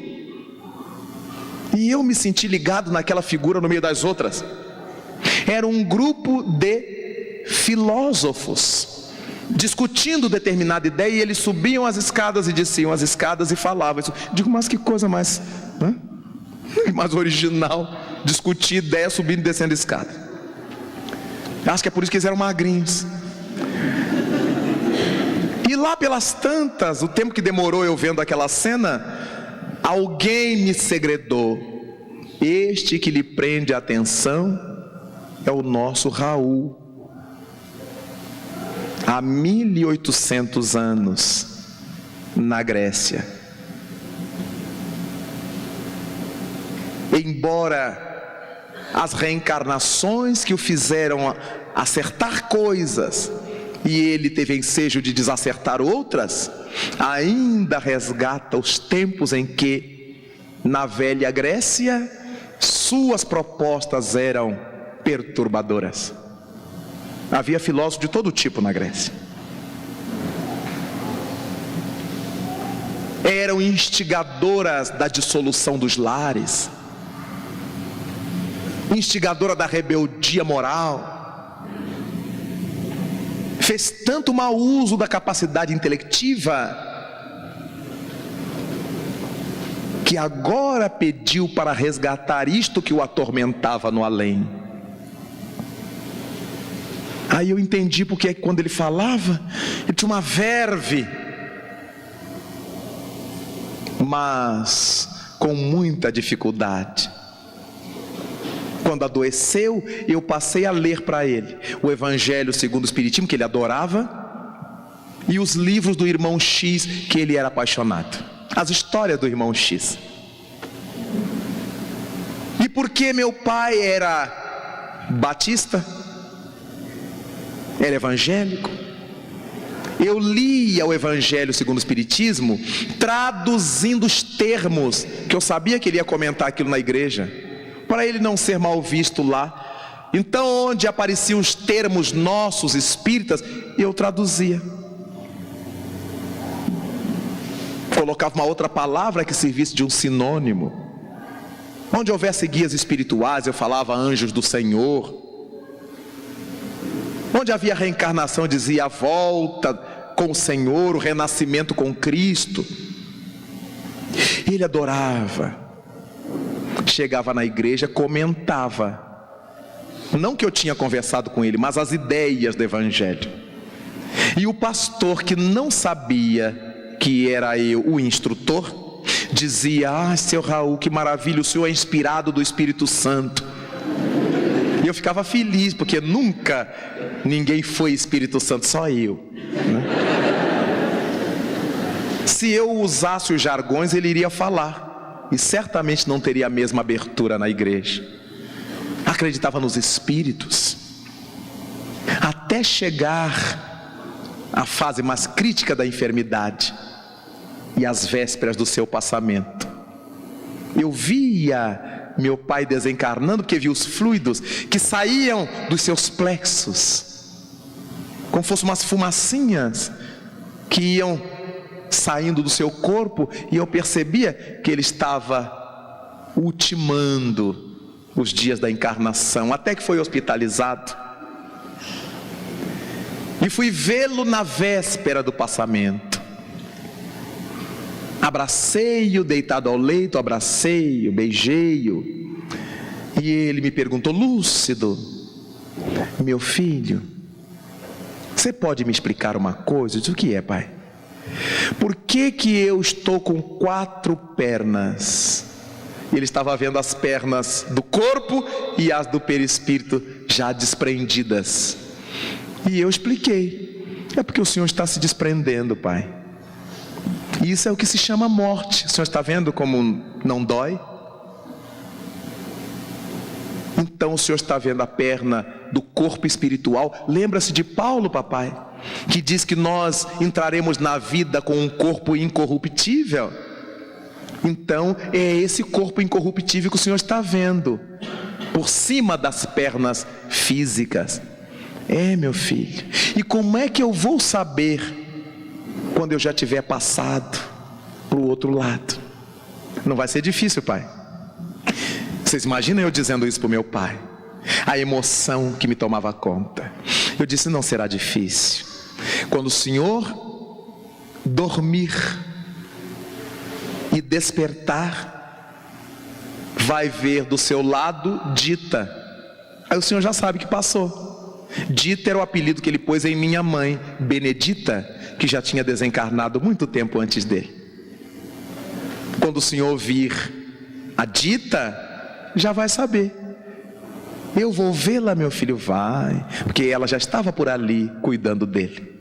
Eu digo, vai vê-la. Bonita moça. Minha mãe desencarnou com 44 anos. Uma negra bonita, forte. O infarto fulminante arrebatou do corpo perfeito. Então o Senhor vai vê-la bonita. Era a grande paixão dele, minha mãe. Eu vou vê-la, vai, pai. Na madrugada seguinte, ele viajou. A lucidez que o Espiritismo nos permite. Enquanto se lhe velavam o corpo, eu recebi os amigos, muitos amigos queridos do movimento espírita, e os abraçava, agradecia. E eu estou vendo que a um canto do salão funerário estava um daqueles espíritas antigos de minha cidade. Puxava os bigodes, cofiava os bigodes, e de repente ele não aguentou e veio até mim. Uma hora que ele me viu só, Raul, vem cá, meu filho. E eu fui querendo saber o que ele ia me dizer. Olha, eu não estou gostando do seu procedimento. Falei, o que houve? Você está recebendo as pessoas como se estivesse feliz com a morte do seu pai. Eu digo, bom, vamos acertar as coisas aqui, querido. Não é a morte do meu pai não morreu. Meu pai desencarnou. Sim, pois é. Mas você parece que está feliz com isso. Eu digo, mas eu estou. O melhor é que eu estou feliz. Eu estava triste quando eu via asfixiado, dispineico, incapaz. Agora ele está livre, solto, lépido. Estamos prestando uma homenagem à gaiola que lhe serviu durante 65 anos. Desencarnou muito moço, meu pai. Mas eu estou feliz. Se o senhor quer saber, se o senhor quer tirar a dúvida, eu estou feliz. Porque eu sou espírita e a morte não existe.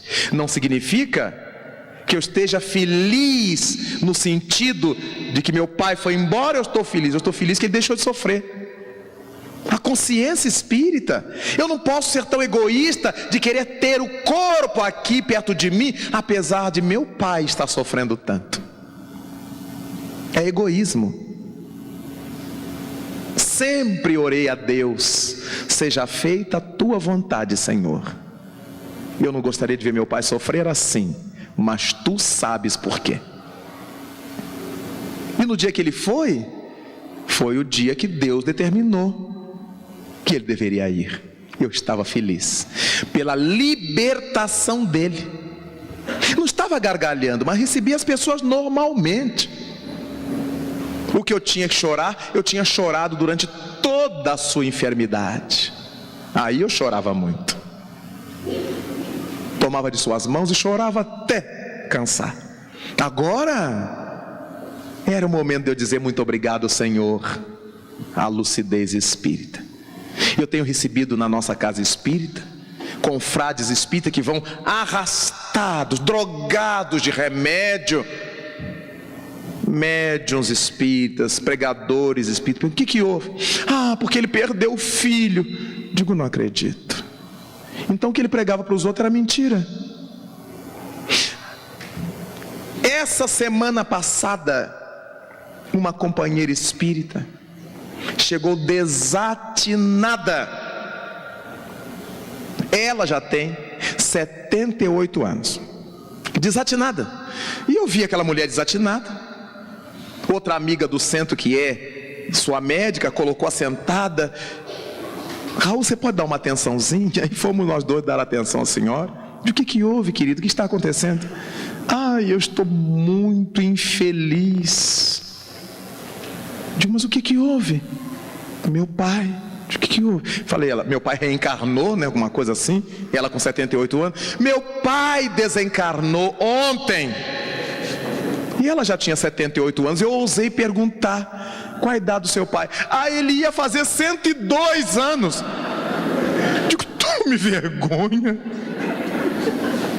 102 anos o pai ia fazer. E ela desesperada. Digo, mas é muita sem vergonhice. Porque a gente tinha que agradecer a Deus. Uma pessoa que vive 102 anos está pagando pecado. É expiação viver esse tempo todo. No mundo de hoje, ela chegou desatinada. Eu olhei-a bem. Você quer brincar comigo, minha querida? O que você andou pregando nesses anos todos de espiritismo? Eu comecei na doutrina ouvindo você falar. Meu pai também já foi. Aos 65. Quase metade do seu. 102. Mas ele ia completar depois de amanhã. Vai completar no além. A gente não comemora o centenário, fulano já morreu, o bicentenário já não. Você comemora os 102 anos que seu pai teria se estivesse aqui. Qual é o problema? Como falta lucidez em tanta gente. Não significa que a gente tenha uma pedra no coração, mas bom senso e água fluidificada não fazem mal a ninguém. Lucidez espírita. Espírita, lucidez. Nós estamos pagando um mico sem tamanho. Por isso disse Jesus: os publicanos e as meretrizes entrarão primeiro no reino dos céus. Hoje nós não podemos pensar nos termos daquela época, em que as prostitutas eram muito mal vistas, eram as piores mulheres da sociedade. Os publicanos eram muito mal vistos, porque eram os cobradores de impostos. Mas esse ensino de Jesus Cristo não estava se referindo à vida sexual daquelas mulheres, ou à vida profissional daqueles homens. Estava se referindo ao fato de serem pessoas mal vistas, detestadas pela massa que se julgava melhor do que eles. Nós, os espíritas, conscientes ou inconscientemente, também achamos que nós estamos assim, por cima da carne seca. A gente já sabe de coisas que ninguém sabe. Mas o importante não é saber isto, é colocar isto na pauta da vida. Então, os publicanos e as meretrizes hoje, na representação do ensino do mestre, são todos aqueles que a gente acha que não têm a capacidade que nós temos, que não conhecem o que nós conhecemos. Só que a gente tem essa capacidade toda, conhece essas verdades todas, mas está parado e as pessoas estão caminhando. Chegarão primeiro.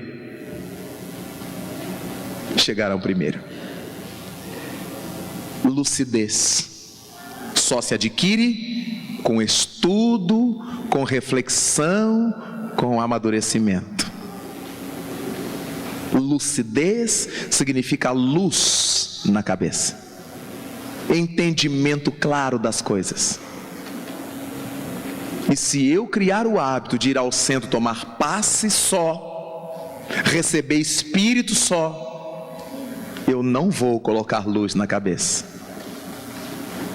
Eu vou me acostumar a esse ritual de ir ao centro semanalmente, sem crescer por dentro. Estarei chegando carregado nos centros espíritas, dizendo que perdi o filho, perdi o marido, perdi a mulher, perdi qualquer coisa. Nós já temos material suficiente para saber onde estão nossos entes queridos, como estão eles, se a cada um é dado segundo suas obras. Se o meu ente querido era uma pessoa nobre e digna, eu não tenho dúvida de que ele está bem, seja meu filho, meu pai, minha mãe, meu irmão. E se era uma pessoa que não prestava para a sociedade, se era uma pessoa atormentada, não adianta eu querer dourar a pílula, não estará bem. Nós já sabemos disso. Muita gente me diz assim: quer dizer que os espíritas não sofrem? Quando morre alguém, sofre muito mais. Porque a turma que ignora o processo da desencarnação e a vida espiritual, grita, esmurra na hora do velório, no dia seguinte está na gandaia de novo.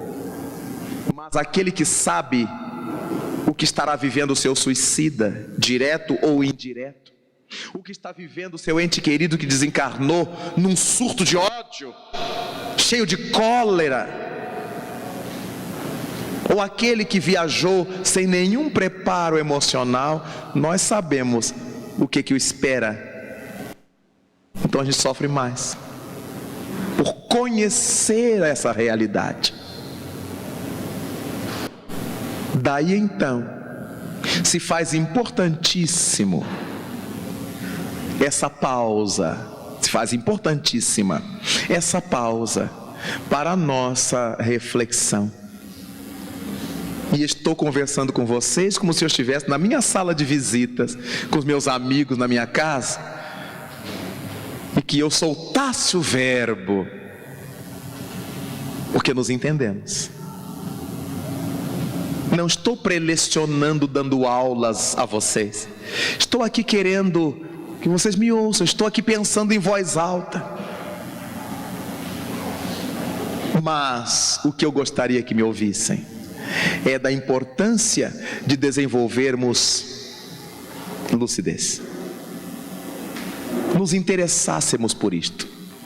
Imaginemos a gente chegar no mundo espiritual, eu, você, nós, depois de passar anos nos bancos dos centros espíritas, de ter uma biblioteca enorme de livros espíritas, e os espíritos perguntarem: e aí, que trazes? Como é? Que trazes? Mas que trazes o quê? Que trazes?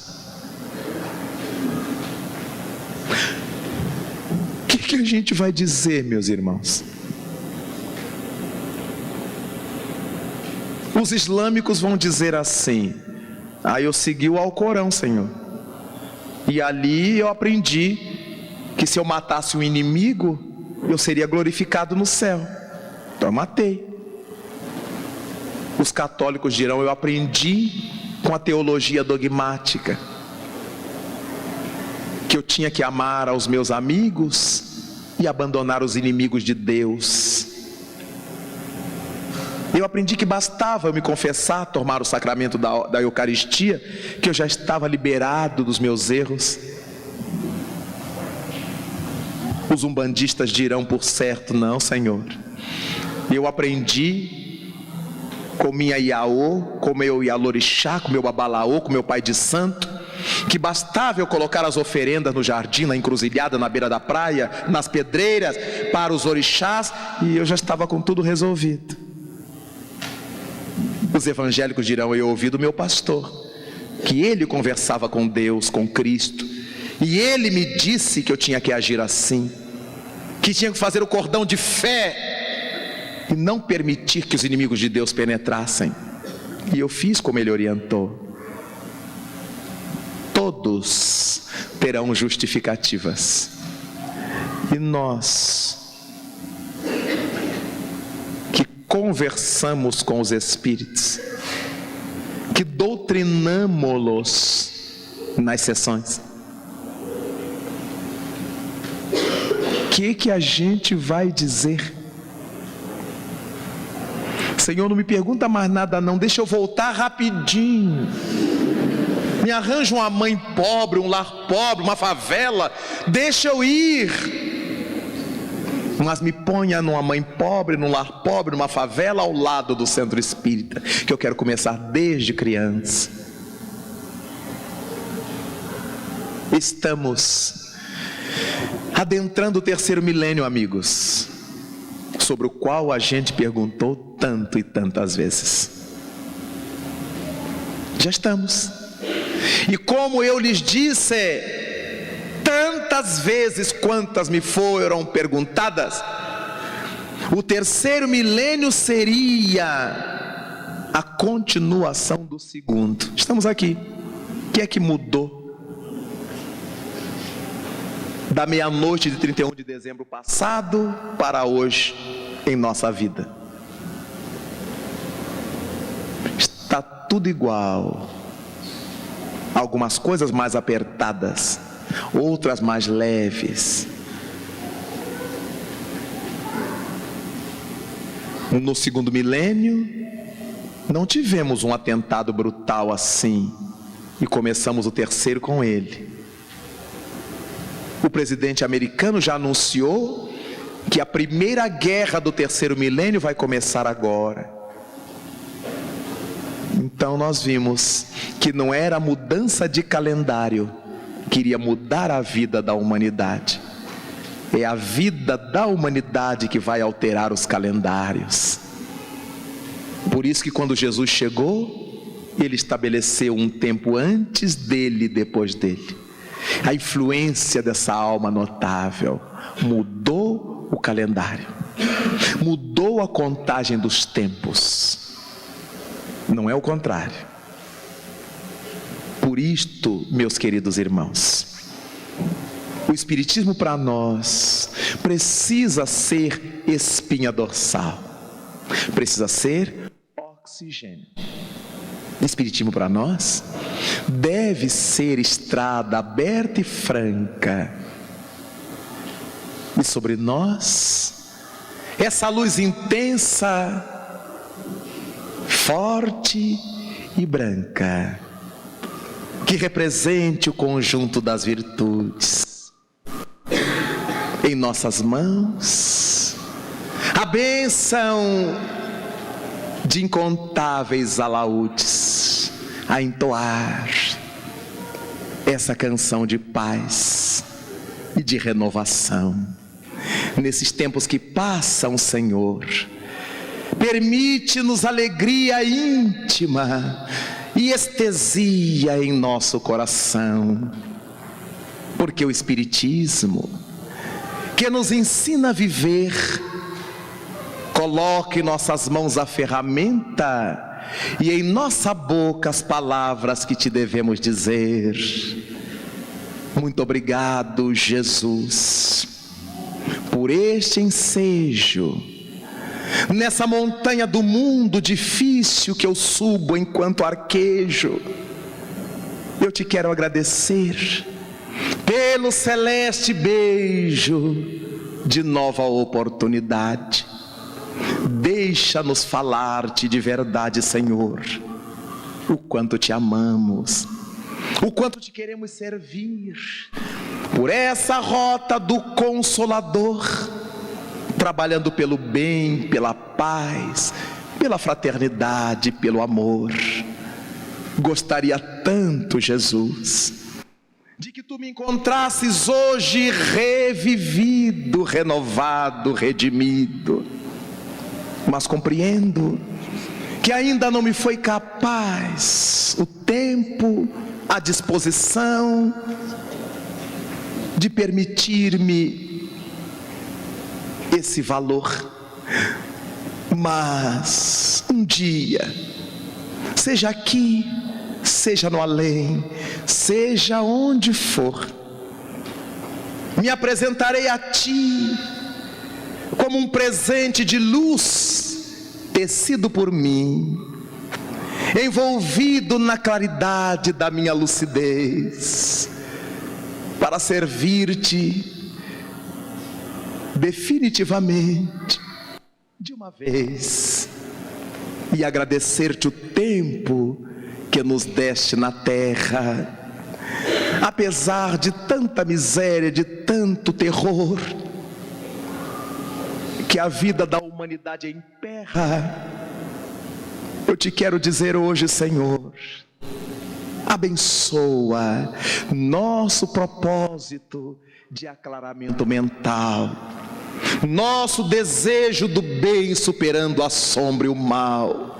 Queremos pedir-te, Mestre Augusto, nesse tempo de tanta tormenta, violência e susto, para que estejas sempre ao nosso lado, nesse campo de guerra em que nos encontramos quais verdadeiros soldados, combatendo o bom combate, convertendo a cruz dos sacrifícios em espada de vitória. Queremos servir-te e amar-te, Senhor, para que as nossas vidas logrem converter do mundo a própria história. E hoje, quando te louvamos do fundo da alma, quando o teu evangelho nossas ânsias acalma, queremos dizer-te obrigado, Senhor, por essa lucidez.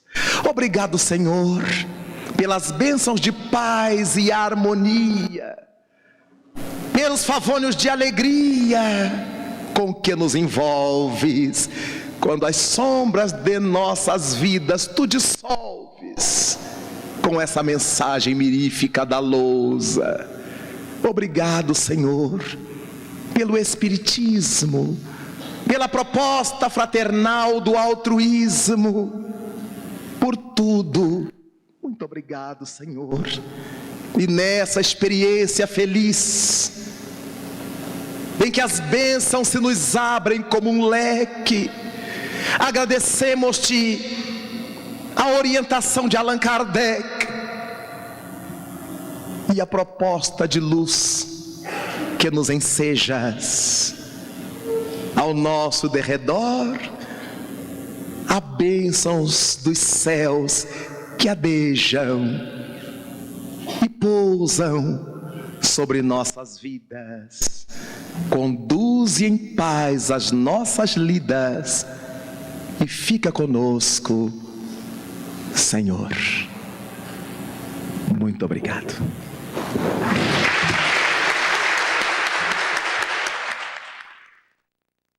Projeto Caminhar. Nos ajude a ajudar. Há 70 anos atrás, aproximadamente, o Centro Espírita Pai José Cambinda iniciava as suas atividades espirituais e trazia junto a saúde, através da maternidade da mãe pobre, que ainda está na lembrança de todos nós. Pouco tempo depois, a Casa de Cambinda lança o ramo de alimentação, distribuindo cesta básica a famílias carentes, atividade que perdura até hoje.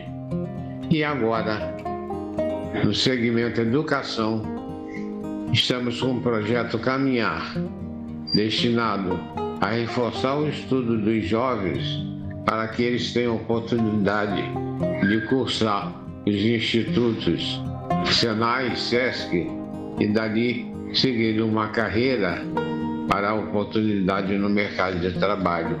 Essa atividade é importantíssima nesse momento, porque estamos tentando quebrar um elo da dependência para o elo da produtividade. E como sempre, contamos com a ajuda de todos vocês que sempre nos ajudaram. Nada é possível só. Juntos somos mais. Projeto Caminhar, a realidade do amanhã.